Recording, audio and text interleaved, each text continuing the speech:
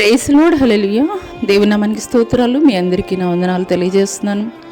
ఈ దినం కొరకు దేవుడు సిద్ధపరిచినటువంటి మాటలు, ప్రియ సహోదరి సహోదరుడా, నువ్వు ఖచ్చితమైనటువంటి భక్తి చేస్తూ దేవుడిని వెంబడిస్తూ సత్యమైనటువంటి మార్గంలో నడుస్తున్నటువంటి క్రమంలో నిందలు, అవమానాలు, దూషణల్ని ఎదుర్కొనేటువంటి స్థితిలో నీవు ఉంటున్నావా?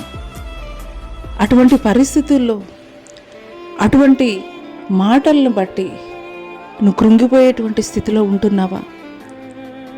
అయితే ఈ మాటలు దేవుడు నిన్ను ఆదరించడం కొరకే మాట్లాడుతున్నారు. ఆయన సత్యమై ఉన్నటువంటి దేవుడు. ఆయన మాట్లాడుతున్నారు, నేనే సత్యమును, మార్గమును, జీవమును, నేను తప్ప వేరొక మార్గము లేదు అని. హల్లెలూయా. అవునేస్తమా? సత్యాన్ని వెంబడించినటువంటి షడ్రక్, మేషక్, అబేద్నెగోల్ని అగ్నిగుండములో పడవేసినప్పుడు ఆ సత్యము వారిని సువర్ణంగా బయటికి తీసుకుని వచ్చింది. సత్యాన్ని వెంబడిస్తున్నటువంటి ఒక దానియేల్ని సింహాల బోనులో మరణించాలని పడవేసినప్పుడు సజీవంగా బయటికి తీసుకుని వచ్చింది. నేనే సత్యమని చెప్పినటువంటి యేసుక్రీస్తు ప్రభుల వారు ఆ సత్యాన్ని ప్రకటిస్తున్నప్పుడు, ఆ సత్యాన్ని బోధిస్తున్నప్పుడు ఆయన కొట్టారు, హింసించారు, సిలువకి అప్పగించారు. అయితే యేసుక్రీస్తు ప్రభుల వారు ఆయన జన్మించడానికి పూర్వము సాతాను అనేకమైనటువంటి ఆలోచనలు చేసింది ఆయన ఈ భూమి మీదకి రాకూడదని. కానీ ఆయన ఈ భూమి మీదకి మన సర్వ మానవాళి పాప పరిహారార్థ నిమిత్తం ఆయన వచ్చాడు. కానీ సాతానికి తెలియనటువంటి ఒక విషయం ఏమిటంటే, ఆయన శిలువ మరణం పొందడం ద్వారా సర్వ మానవాళి పాప పరిహారార్థం జరుగుతుంది. సర్వ మానవాళి మరలా వారు పోగొట్టుకున్నది తండ్రితోటి అనుబంధాన్ని, ఆయనతోటి సన్నిహిత సంబంధాన్ని కలిగి ఉంటారనేటువంటి విషయాన్ని సాతానికైతే తెలియలేదు. అందుకొరకే యేసుక్రీస్తు ప్రభుల వారిని హింసించేటువంటి రీతిగా సిలువకి అప్పగించి మరణించాయని ఆ దినం సాతాను సంతోషించాడు.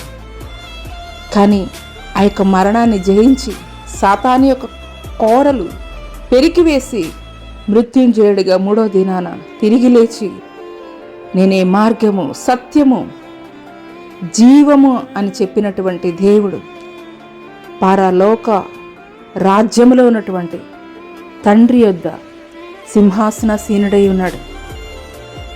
హల్లెలూయా. ఈ మాటలు దేవుడు నా కొరకే మాట్లాడుతున్నారని నీవు విశ్వసించగలిగినట్లయితే, సత్యమైనటువంటి మార్గంలో సత్యమైనటువంటి దేవుడిని వెంబడిస్తున్నటువంటి నీ జీవితంలో నిందలు, అవమానాలు, దూషణలు నువ్వు ఎదుర్కొంటున్నావు అనంటే కనుక, నీవు నమ్మినటువంటి నీ దేవుడు కూడా అదే రీతిగా ఈ లోకంలో నడయాడినటువంటి 33 సంవత్సరాలు ఎన్నో దూషణలు, నిందలు, అవమానాలు ఎదుర్కొన్నారు. కానీ ఆయన మరణాన్ని జయించి నిత్య జీవ రాజ్యాన్ని జయించుకోగలిగాడు. హల్లెలూయా. ఇలాంటి పరిస్థితుల గుండా వెళుతున్నటువంటి క్రమంలో దేవుడి యొక్క ఉదయకాల సమయంలో నీతో కూడా మాట్లాడుతున్నారు. నేను జయించి నా తండ్రి కుడి పార్శ్వమున ఆసీనుడై ఉన్న రీతిన మీరు కూడా జయించినట్లయితే గనక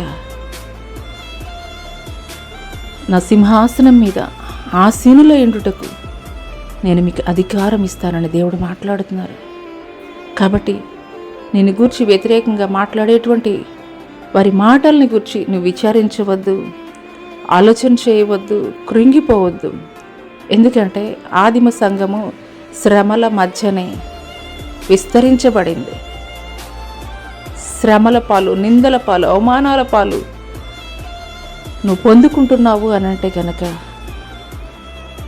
ఇంకా నువ్వు దేవుడు నీ ద్వారా ఎన్నో ఘనమైనటువంటి కార్యములు ఆయన జరిగించబోతున్నాడు అనేటువంటి విషయాన్ని అయితే కనుక నీవు మర్చిపోవద్దు. అట్టి కృప దేవుడు నీకు దయచేయునుగాక. ఆమెన్.